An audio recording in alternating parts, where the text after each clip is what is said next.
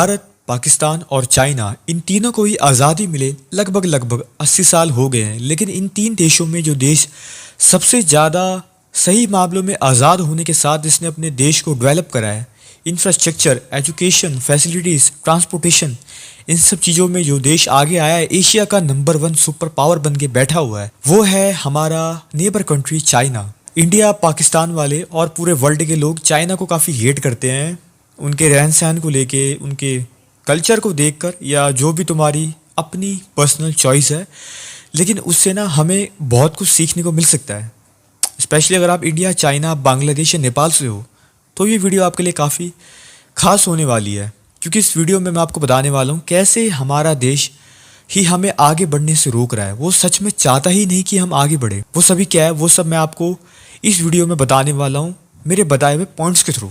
सबसे पहले तो मैं आपको यही बात कर देता हूँ क्लियर कि इंडिया हो, पाकिस्तान हो, नेपाल हो या बांग्लादेश हो, ये देश नहीं चाहते कि इनकी जो जनता है वो पढ़े लिखे।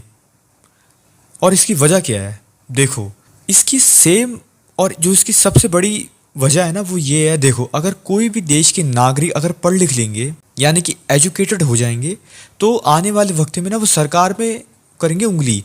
वो बोलेंगे भाई तुम ऐसा क्यों कर रहे हो, तुम वैसा क्यों कर रहे हो, तुम हमारे देश में ऐसा क्यों नहीं कर रहे। अमेरिका में देखो, रशिया में देखो, ऑस्ट्रेलिया में देखो, यूरोप में देखो, वहाँ पे वैसा डेवलपमेंट हो रहा है, वहाँ पे ऐसे राइट्स है, और हमारे देश में वैसा क्यों नहीं है।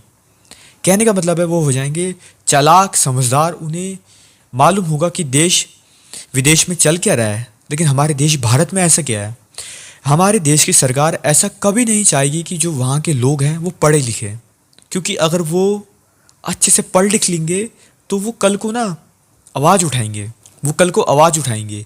इसलिए तो हमारे में आज भी 80 साल पुरानी जो किताबें हैं वो हमें आज भी पढ़ाते हैं एनसीईआरटी में। लिटरली वहाँ पे क्या पढ़ाते हैं हमें कि अकबर के बारे में, औरंगजेब के बारे में, जितने भी ऐसे जो मुग़ल शासन है उनके बारे में पढ़ाते हैं। जबकि रियल लाइफ में तो कोई काम ही नहीं है भाई उनका। उनसे हमें क्या सीख मिलता है। हमारी हिस्ट्री की बुक्स में क्या पढ़ाते हैं, अकबर की इतनी बीवियाँ थी, भाई होगी बीवी है उसकी इतनी, मेरा उससे क्या मतलब है भाई। मुझे सिखाओ कि मैं कैसे लाइफ में इम्प्रूव कर सकता हूँ। हमें वो नहीं सिखाया जाता भाई। a+b² कितना होता है, हमारे कभी ज़िंदगी में काम नहीं आएगा। साइन, कॉस, थीटा, पाई, LHS, RHS, ये क्या होता है भाई, कभी ज़िंदगी में काम नहीं आएगा। स्क्वायर रूट निकालना, पेरीमीटर निकालना, एरिया निकालना, क्या आपकी कभी ज़िंदगी में काम आए? मेरे को लगता नहीं कभी ज़िंदगी में तुम्हारे काम आने वाला है। और हम जब स्कूल में पढ़ रहे होते ना, तब तो ऐसा कंपटीशन क्रिएट करते हैं कि भैया जो पढ़ेगा वही आगे बढ़ सकता है। बट रियलिटी में ऐसा बिल्कुल भी नहीं है। ऐसा कहीं पे भी नहीं लिखा जो बंदा स्कूल के एजुकेशन में नंबर 1 पे होता है वो रियल में भी नंबर 1 पे होता है। जितनी भी आज की तारीख में टॉप 1 के अमीर इंसान हैं वो ड्रॉप आउट है कॉलेज के, स्कूल्स के। अब ऐसा मैं बिल्कुल भी नहीं कह रहा कि आप भी वैसा करो, लेकिन ये हम सभी के ना मुंह पे एक तमाचा है कि एजुकेशन के बिना भी कोई एक इंसान कितना आगे बढ़ सकता है। और हमारे लिए ये चीज़ जानना काफ़ी ज़्यादा ज़रूरी है। मेरे को मैं बताऊँ सही, अगर आपको मैं बताऊँ ना ईमानदारी से बात, 5वीं 6ठी तक के ना जो हमें स्कूल में एजुकेशन मिलती है ना, वो हमारे बल्कि लाइफ तक काम आती है। और बल्कि जो हमें 6ठी के बाद एजुकेशन मिलती है वो शायद ही कभी काम आए। 5वीं 6ठी तक हमें क्या पढ़ाते हैं, 2 से लेकर 20 तक के पहाड़े, ठीक है। इसके अलावा मतलब जो स्क्वायर रूट्स होते हैं कि 2 का स्क्वायर रूट कितना होता है, 3 का स्क्वायर रूट कितना होता है, 9 का स्क्वायर रूट कितना होता है, ठीक। पहाड़े होते हैं, जमा, घटा, गुणा, भाग, डिवाइड, मल्टीप्लाई, परसेंटेज निकालना है, एवरेज निकालना है, ये सब तो बल्कि हमारी लाइफ में कितना काम आता है। और इन सभी को क्या करा है, ये ऐसे ही 1 2 5 करा, ख़त्म, बात कर दी। जो चीज़ सबसे ज़्यादा हमारे लिए ज़रूरी है उस काम को तो पहले निपटा रहे हो, और जो काम की हमें ज़रूरत ही नहीं है उसको बेफालतू में और पढ़ा रहे हो। एजुकेशन सिस्टम हमारा कभी नहीं चाहता कि हम पढ़े लिखे। एक बात बताओ, आप अपने लाइफ के 1/3 यानी कि 20-25 साल आप एजुकेशन पे दे रहे हो, किस लिए?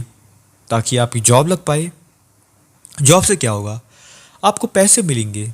एक बात बताओ भाई, जब बात हमारी घुमा फिरा के ही पैसे कमाने के ऊपर है, तो हमें सीधा वही क्यों नहीं सिखा लेते, हाउ टू अर्न मनी, कैसे आप काम कर सकते हो, कौन कौन से स्किल्स आपको अपनी लाइफ में सीखना चाहिए, पैसों को कैसे इन्वेस्ट करना है। क्या आपने कभी स्कूल में पढ़ा है कि पैसे कभी इन्वेस्ट करना होता है, स्टॉक मार्केट क्या होता है, इन्फ्लेशन रेट कितना होता है? पैसों को आप कैसे इन्वेस्ट कर सकते हो, कैसे आप जो है कंपाउंडिंग की पावर आप कैसे अपने पैसों को बहुत अच्छी तरीके से मैनेज करना। देखो भाई, मेरे चैनल पे मैं आपको बार बार शायद पैसों के बारे में बात करता हुआ मिल जाऊंगा, क्योंकि देखो यार, हम सभी भाई यहाँ पे ज़िंदा ही क्यों है, क्यों ज़िंदा है। अब आप बोलोगे भैया कि हाँ, हो सकता है आप बोलो भैया मैं पुण्य कमाने के लिए, या आप बोलोगे पैसे कमाने के लिए। ये दो चीज़ों में से एक है, या तो पुण्य कमाने या तो पैसे कमाना। हम स्कूल लाइफ में इतना पढ़ते हैं किसी लिए, पैसे कमाने के लिए। जॉब में जाते हैं किसी लिए, पैसे कमाने के लिए। ज़िंदगी भर हम ताने सुनते हैं किसी लिए, पैसे कमाने के लिए। और जब ये चीज़ हमारे लिए इतनी ज़रूरी है तो हमें क्यों इस बारे में स्कूल में नहीं सिखाया जाता? क्यों हमें कभी बताया ही नहीं जाता कि भैया इस बारे में तुम कैसे इम्प्रूव कर सकते हो अपनी फाइनेंशियल नॉलेज, कैसे आप बिजनेस खड़ा कर सकते हो। आज भी ऐसे कितने ही लोग हैं जिनको मालूम ही नहीं है स्टॉक मार्केट क्या होता है, जिन्हें मालूम ही नहीं है कि भाई इन्फ्लेशन क्या होता है। साल में 6% महंगाई ऐसे बढ़ जाती भाई, जो तुम्हारे 100 रुपये है ना, आगे 1 साल बाद ना वो 100 रुपये नहीं रह जाएंगे। नंबर पे तो वो 100 ही रुपये होंगे, लेकिन उसकी एक्चुअल वैल्यू जो है हो जाएगी कम, 94 रुपये हो जाएगी उसकी कीमत। नंबर के मुकाबले तो 100 ही होगा, लेकिन एक्चुअल में इसकी कीमत घट ही जाएगी। और कभी इस बारे में बताया ही नहीं जाता। कभी हमें ये सिखाया जाता है स्कूल में क्या, कैसे आप अपने पैसों को इन्वेस्ट कर सकते हो, और इन्वेस्ट करने से क्या होगा, ऑफ कोर्स पैसे बढ़ेंगे। लाइफ इंश्योरेंस कैसा होता है, ड्राइविंग क्या होती है, साइकिल चलाना, एक्सरसाइज करना, हेल्थ के कितने बेनिफिट्स हैं, कौन कौन से हमें से खाना खाए जिससे हमारी हेल्थ अच्छी हो सकती है, स्लीप, अगर हम कितने अच्छी स्लीप ले हमारी लाइफ बेटर बन सकती है। कैसे हम अपने जीन्स को बेटर बना सकते हैं, कैसे हम जो अपनी बैड हैबिट्स होती है, जो भी हमारी नशा मुक्ति की, इन सभी से हम दूर हो सकते हैं। कभी इस बारे में स्कूल में नहीं पढ़ाया जाता भाई। बस हमें क्या पढ़ाया जाता है, अकबर की कितनी बीवियाँ थी, ताजमहल के बारे में, औरंगज़ेब के बारे में भाई, जो कभी असल लाइफ में कभी काम ही नहीं आने वाला। मैथ के फॉर्मूला, A+B²। तो सच्चाई समझो भाई। अगर आप एक ऐसे देश में रह रहे हो जहाँ पे आपको रियल लाइफ में नहीं समझाया जाता, जैसे इंडिया, पाकिस्तान, नेपाल और बांग्लादेश उसमें एक मेन रोल अदा करते हैं। मैं खुद इंडिया में रहता हूँ और मैं सच्चाई बता रहा हूँ आपको। मेरे पास राइट टू स्पीच है, सच बोलने का आपको। तो कभी भी आप देश के भरोसे मत रहो, खुद आप एक्शन लो, खुद आप इस बारे में सीखो। इंटरनेट में भाई पूरी नॉलेज फ्री है, फाइनेंशियल नॉलेज हो, एक्सरसाइज का हो, यहाँ पे तुम्हें खाना पकाने से लेके एक एरोप्लेन चलाने तक की इन्फॉर्मेशन आपको यूट्यूब पे मिल जाएगी। सब की इन्फॉर्मेशन, आप जिस भी चीज़ में चाहते हो, बिजनेस खोलना, आप बच्चों को ट्यूशन पढ़ाना, आप प्रॉपर्टी खरीदना, स्टॉक मार्केट में पैसा लगाना, सबको आपकी नॉलेज आपको यूट्यूब पे मिल जाएगी। तो इस बेकार देश के भरोसे मत रहो, वो तुम्हारे लिए कुछ नहीं करने वाला। और एजुकेशन में कोई भी हमारा देश पता है क्यों नहीं करना चाहता डेवलपमेंट? क्योंकि देखो, जो कोई भी देश है ना, वो क्या करता है, स्पेशली मैं बात करूँ इंडिया, पाकिस्तान और बांग्लादेश की, यहाँ पे क्या होता है, सरकार हमें फ्री में राशन देती है, फ्री में आटा चावल, हमें फ्री में एकदम प्रॉपर एजुकेशन क्यों नहीं देती, वो टॉप लेवल की। आपको मालूम है इसके पीछे बहुत सी वजह है, लेकिन वीडियो काफ़ी लंबी हो जाएगी, मैं आपको शॉर्ट में बताता हूँ। क्योंकि देखो, आटा चावल जो है अगले महीने से आपको दिख जाएगा, अगले महीने से आपको मिलना चालू हो जाएगा, और आप खाओगे, आपके दिमाग में आएगा कि हाँ, ये सरकार काम कर रही है, ये मेरे को फ्री में आटा चावल दे रही है, अगले ही महीने से, यानी कि क्विक रिजल्ट आपको मिलेगा। लेकिन अगर आप किसी देश को सही मामले में डेवलप करना चाहते हो, नौबत ही ना आएंगे फ्री में आटा चावल पे पलना पड़े, दूसरों के टुकड़े में उनको पलना पड़े, वो खुद कमाए खुद खाए और पेट भर के ज़्यादा खाए, तो उनको देना पड़ेगा एजुकेशन, उन्हें करना पड़ेगा एजुकेटेड। लेकिन ये चीज़ एक महीने में नहीं होने वाली। अगर हमें किसी भी बेकार से बेकार देश ही क्यों ना हो, अगर हमें उसे सही मामलों में एजुकेटेड करना है, तो पूरी उसकी एक जनरेशन का समय लग जाएगा। यानी कि अप्रॉक्स आप मान के चलो 100 साल, 80 साल, 100 साल तो लग ही जाएगा उस देश को एजुकेटेड करने में, सही मामले में। आज हमारे माँ बाप जो हैं इतने एजुकेटेड नहीं है, उनको फाइनेंशियल नॉलेज ना के बराबर है।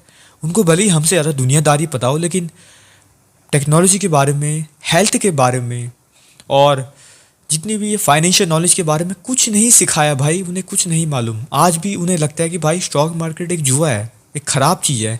बिजनेस का नाम सुनते ही उनके कान खड़े हो जाते हैं कि नहीं, यहाँ पैसा डूबता है। ये तो भाई वही बात है कि 30,000 रुपये बिजनेस से कमाना गलत, ठीक है, 30,000 रुपये नौकरी से कमाना वो सही। यही बात है भैया, सरकार ये नहीं चाहती कि आपको एजुकेटेड करे, क्योंकि एजुकेटेड होने में किसी भी देश को एक जनरेशन का समय लग जाएगा और उतने में क्या वो सरकार होगी? सरकार क्या पता अगले 5 साल बाद ही ख़त्म हो जाए। ये चीज़ है। दूसरा है, ये काफ़ी महंगा पड़ेगा। किसी भी देश को एजुकेटेड करने में हमें वहाँ की एजुकेशन फ्री करना पड़ेगा, उसमें लगेगा बहुत सारा पैसा, जो भी हमारी देश की जीडीपी का अप्रॉक्स मेरे हिसाब से 1/3 हिस्सा तो देना ही पड़ेगा हमें एजुकेशन में, तब जाके वो एक जनरेशन में अच्छी तरीके से एजुकेटेड हो पाएगी। और ये एक काफ़ी लंबा समय लेता है, जो कि वो बिल्कुल भी नहीं चाहते। जो कि मैंने आपको बताया है इस बारे में, वो सभी है ही।